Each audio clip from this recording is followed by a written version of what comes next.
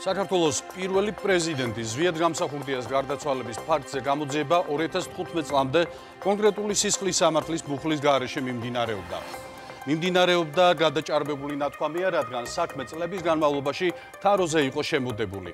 2015 წელს კი პროკურატურამ საქმის ძიება პრეზიდენტის განზრახ მკვლელობის ბუხლით დაიწყო.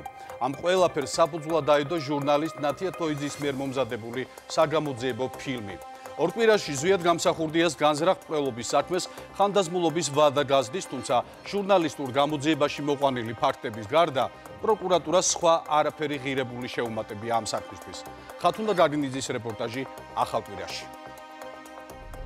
მერტი იყოს ჩემი შემწე.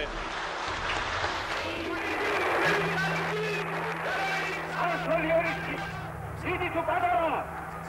ოხუთი თვალხოგასა.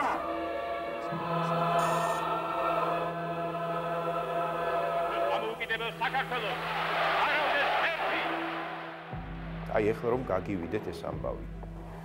მომავალი თაობები. თქვენ უბრალოდ საფლავებიდან ამოგთხრიან საფლავებიდან. კონსტანტინე გამსახურდიას ეს მიმართვა მთავარ პროკურატურას ეკუთვნის. ის პრეზიდენტ გამსახურდიას საქმის 25 წლიან უშედეგო გამოძიებას აპროტესტებს. გამოძიებას, რომელსაც ხანდაზმულობის ვადა 2 კვირაში ეწურება და თუ ვინმეს პასუხისგებლობას არ დაადგენს, საქმე საბოლოოდ დაიხურება. ასეთ შემთხვევაში უპასუხოდ დარჩება სოფელ ძველ ხიბულაში საქართველოს პრეზიდენტის ბურუსით მოცული გარდაცვალების ღამის დეტალები. პროკურატურა ამბობს, რომ ძიება ინტენსიურ რეჟიმში გრძელდება, მაგრამ ამავდროულად საქმის გაჭიანურებასაც არ უარყოფს. დაახლოებით 20-მდე სხვა ადგილთან მიმართებით ჩატარებული იქნა საგამოძიებო მოქმედებები, მათ შორის დათვალიერებული იქნა შემთხვევის ადგილი, ჩატარებული იქნა არაერთი ექსპერტიზა, კერძოდ ჩატარებული იქნა ქიმიური ექსპერტიზა, ბიოლოგიური, გენეტიკური, ბალისტიკური ექსპერტიზა. ასევე დაკითხული იქნა დაახლოებით 80-მდე მოწმე. პრობლემას წარმოადგენს ის, რომ მოწმეთა გარკვეული რაოდენობა, ზოგი მათგანი გარდაცვლილია, ზოგი საერთოდ გასულია საქართველოს საზღვრებს გარეთ. ეს უკვე დამოუკიდებელი გარემოებაა. საქმის გაჭიანურების განსხვავებულ მიზეზს ასახელებენ პირველი პრეზიდენტის შვილები. ისინი პროკურატურაში საგამოძიებო მოქმედებებს ინტენსიურად ეცნობოდნენ მას შემდეგ, რაც დაზარალებული სტატუსი მიენიჭათ, მაგრამ მიაჩნიათ, რომ პროკურატურა წლის ბოლოს სარიელი ხელებით ხვდება. კონსტანტინე გამსახურდია ამბობს, რომ ზვიად გამსახურდია 1993 წელს მაშინდელმა ძალოვანებმა მოკლეს, რომლებსაც მოქმედ და წინა ხელისუფლებებზე გავლენები აქვთ და ამ საქმეში ბრალდებულიც ამ მიზეზით არ არსებობს. ჩვენ ჯერ კიდევ 2011 წლის საპარლამენტო მუშაობის დასრულების შემდეგ პროკურატურას გადავეცით 48 ადამიანის სია, რომლებმაც შესაძლოა იცოდნენ ფასეული და მნიშვნელოვანი ინფორმაციები პრეზიდენტ ზვიად გამსახურდიას მკვლელობასთან დაკავშირებით. მათ რეალურად არ მიიღეს ეს სერიოზულად, არ მიუდგნენ. ჩვენ საქმე გაქვს ჩვეულებრივ არაპროფესიონალიზმთან ძალიან ხშირ შემთხვევაში და ძალიან ხშირ შემთხვევაში ამ არაპროფესიონალიზმის უკან მდგომ ნების არარსებობასთან. გამოძიების შეწყვეტამდე ერთი თვით ადრე კითხავენ ესეთ მნიშვნელოვან მოწმეს და კითხვის ფორმულირება დაახლოებით ესეთია: თქვენ მოკალით ხომ ზვიად გამსახურდია? ან თქვენ მოკალით ზვიად გამსახურდია? რაზეც რა თქმა უნდა მას პასუხი აქვს, რომ არა, მეტიც საერთოდ ზუგდიდში ნამყოფიც არ ვარ. ზუგდიდის ყოფილი კომენდანტი, აც გარდაცვლილი ბადრი ზარანტია, პირდაპირ მიუთითებს, რომ ეს პიროვნება მას შეხვდა რამოდენიმეჯერ და უთხრა: ზვიად გამსახურდია უნდა მოკვდეს აუცილებლად ზვიადისტის ხელით. ამისათვის თავაზობდნენ $1 მილიონ ოჯახის გაყვანა საზღვარგარეთ და ყოველგვარ უსაფრთხოებას. რა თქმა უნდა, ზარანდიას. ეს შეთავაზება მან გაიმეორა რამოდენიმეჯერ, არა მხოლოდ თავის მემუარებში, არამედ კონკრეტული პირის მიმართ, რომელიც დაკითხულია საქმეში როგორც მოწმე. პირველი პრეზიდენტის ოჯახი და ადვოკატი 25 წლის წინ უშიშროებას დაქვემდებარებული სპეცრას ალფას მაღალჩინოსნის დაკითხვას და პასუხისგებაში მიცემას დიდი ხნის განმავლობაში ითხოვდნენ.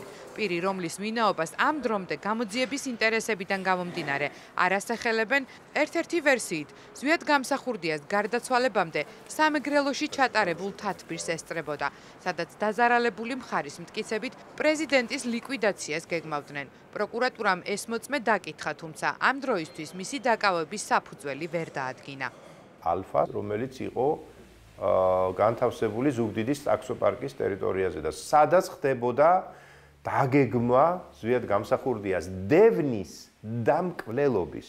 ეს ადამიანი ამბობს, რომ ის საერთოდ სხვა სამსახურში იყო, მაგრამ ეს სიმართლეს არ შეესაბამება. გამონჯებული ვარ სიხარულისგან, თქვენი დანახვისგან, საქართველოს დანახვისგან. აფხაზეთის ომის შემდეგ ერთდროულად საქართველოსა და რუსეთის დაზვერვის სამსახურების მხრიდან დევნილობაში მყოფი პრეზიდენტი გამსახურდია 1993 წლის დეკემბერში სამეგრელოს აფარებდა თავს. გამსახურდია ბოლოს სამეგრელოს სოფელ ძველ ხიბულაში მისი პრემიერ-მინისტრის ბესარიონ გუგუშვილის და დაცვის წევრების გარემოცვაში ღურწკაიების სახლში იმალებოდა. მისი გარდაცვალების ადგილიც ესაა. ბურუსით მოცული გარდაცვალების ერთ-ერთ ვერსიად მაშინვე დასახელდა თვითმკვლელობა. მკვლელობის იარაღად კი მისივე საკუთრებაში მყოფი სტეჩკინი. თუმცა არსებული ინფორმაციით ტყუის გულა და მასრა შემთხვევის ადგილიდან დაიკარგა. ჯილბანში ვიყავი თუ რაღაცა გავიგონე ისეთი ხმაური. გავიგონე ვითომ შიფონერი დაეცა რა ტყის ხმა არ გამიგია. მე მგონია თასის ხმა იყო ბრაგვანი რო გავი. ხო ამის მერე შემოწმინდნენ ის. ქართულ გამოძიებას არც ადრე და არც ბოლო პერიოდში სასამართლო სამედიცინო ექსპერტიზები არ ჩაუტარებია. ამას იმ მოტივით ხსნიან, რომ მსგავსი სახის კვლევებიც ხელკვალზე უნდა ჩატარებულიყო, რაზეც თავის დროზე გამსახურდიას ოჯახმა უარი თქვა. მოხდა მხოლოდ ცხედრის ვიზუალური დათვალიერება ჯიხაშკარში და სენაკის აეროდრომზე, ჩეჩნეთში გადასვენების წინ. საქმეს, რომელიც 25 წელია პროკურატურაში დევს, თან ერთვის 2007 წელს როსტოვში მომზადებული დასკვნა, რომლის მიხედვით გამსახურდიას ცხედარს დაზიანებები აღენიშნებოდა. ვინდა რა მოტივით გადაწყვიტა ჯიხაშკარიდან ჯონსონ კვარაცხელიას კარგად დაცული სახლიდან პრეზიდენტის ჭიდროდ დასახლებულ ძველ ხიბულაში გადაყვანა. რა მოხდა გზაში? გაუსწორდნენ თუ არა ფიზიკურად გამსახურდიას? როსტოვის ექსპერტიზის დასკვნის შედეგად ორი ვერსია გაჩნდა. ერთ-ერთი იყო გზად ხიბულამდე მისი ცემა. კიდევ ერთი ვერსიით კი დაზიანებები გარდაცვალების შემდეგ ცხედარს ჩეჩნეთში საფლავის მიწის ჩავარდნის შედეგად მიადგა. სიკვდილამდე პერიოდს არ უკავშირდება დაზიანების მიღება. გაჩემძლებ ამ მოცემულობით გითხრათ. დღის მოცემულობით რომ მიწის ჩავარდნით შეიძლება ექსპერტიზითაც არის განსაზღვრული კონკრეტული შესაძლო მიზეზი, ამაზე ამ ექსპერტიზის დეტალებზე ვერ ვისაუბრებ მიმდინარე გამოძიების გამო. ზვიად გამსახურდიას დაზარალებულად ცნობილი ოჯახი მიმდინარე გამოძიების შედეგებს დეტალურად იცნობს და იცის, რომ პროკურატურამ 2006 წელს მომზადებული ჟურნალისტური გამოძიების მასალებიც გამოიყენა. მათ შორის არის ავთო იოსელიანის ინტერვიუ. საგამოძიებო ფილმში დაზვერვის ყოფილი უფროსი გამსახურდიას გარემოცვასთან შევარდნაძის ინფორმატორების კავშირს ადასტურებს. პროკურატურის მტკიცებით, ამ მიმართულებით საგამოძიებო ღონისძიებები უკვე ჩატარებულია. ჩვენ გვქონდა როგორც აი გარემოცვის გარემოცვა, ასე ვთქვათ, აი ეს დონეზე. აი საცა მოძრაობდა ინდონეზიის ხამი აგენტურას ვერ გეტყვით ჩვენ განსაკუთრება არ მაქვს, მაგრამ გარემოცვის გარემოცვა ეს შემიძლია გითხრათ. გარემოცვის გარემოცვასთან დაკავშირებით ანგარიშ რაღაც ისეთი, რომ თქვა ხსენებად ღირდეს, ნამდვილად არ არის ჩატარებული. პროკურატურამ ის პირიც დაკითხა, რომელიც საგამოძიებო ფილმში ამბობს, რომ გარდაცვლილი პრეზიდენტისთვის ტანსაცმლის მიტანა გამსახურდიას გარდაცვალებამდე დაავალეს. მე რომ ტანსაცმლის მიტანის მასე მოგვილი არ ვარ და მე მოვუღალ მოიგლა ხალხი არის. დაკითხული არიან სხვა პირები, მათ შორის ის პირი, ვინც თქვა დაავალა ეს თქვა ამ კოსტომის, შავ კოსტომის მოტანა, ასევე ის პირი, ვისთანაც ეს მითითებული პირი მივიდა ამ შავ კოსტომის ამსახებად და სრულად სხვა რამ დგინდება ეს თქვა განსხვავებული მისი პოზიციისგან, თუმცა დეტალებს ვერ მოგახსენებთ. საგამოძიებო უწყებამ ის პირებიც გამოკითხა, რომლებიც არსებული ინფორმაციით პრეზიდენტ გამსახურდიას გარდაცვალების დღეს მასთან ერთად იმყოფებოდნენ. მათ შორის მაშინდელი პრემიერ-მინისტრი ბესარიონ გუგუშვილი, რომელიც ფინეთში ცხოვრობს. ისიც და დაცვის ცოცხლად დარჩენილი წევრებიც თავიდანვე პრეზიდენტის თვითმკვლელობის ვერსიას ავითარებდნენ. ჩვენებებშიც იგივე გაიმეორეს. არც გუგუშვილის მიმართ, არც სხვა პირების მიმართ დღის მოცემულობით არ არსებობს შესაბამისი მტკიცებულობათა სტანდარტი მათ მიერ ამ დანაშაულში რა ინფორმაციის მონაწილეობის შესახებ.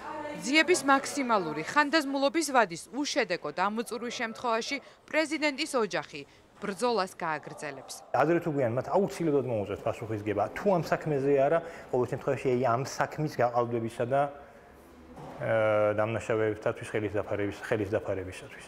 და მე ამისათვის ყველაფერს გავაკეთებ. დღეს იქნება, ხვალ იქნება საქმის დახურვამდე თუ საქმის დახურვის შემდეგ. აი ეს რა თქმა უნდა სტრასბურგში იქნება თუ ბრიუსელში ნებისმიერ შემთხვევაში. მკვლელობა გარდაცვალების საქმეს მომხდარიდან 22 წლის შემდეგ სწორედ გამოძიებამ დაარქვა. მიმდინარეობს გამოძიება სიძვიათ გამსახურდიას გარდაცვალების ფაქტზე, რომელიც დაკვალიფიცირებულია 1960 წლის სისხლის სამართლის კოდექსის 104 მოხდის მესამე პუნქტით, რაც გულისხმობს განზრახ მკვლელობა ჩადენილი დაძარალებული სამსახურებრივ საქმიანობასთან დაკავშირებით. მანამდე ზვიად გამსახურდიას თვითმკვლელობით სიკვდილის ვერსია ეჭქვეშ სააკაშვილის ხელისუფლებამაც დააყენა და შეიქმნა საგამოძიებო კომისიაც. კომისიამ მასალები პროკურატურას გადაუგზავნა, მაგრამ საქმე ისევ თაროზე შემოდეს. უკვე 2015 წელს კი საგამოძიებო მუხლი დაზუსტდა და ძიება განზრახ მკვლელობის მიმართულებით წარიმართა.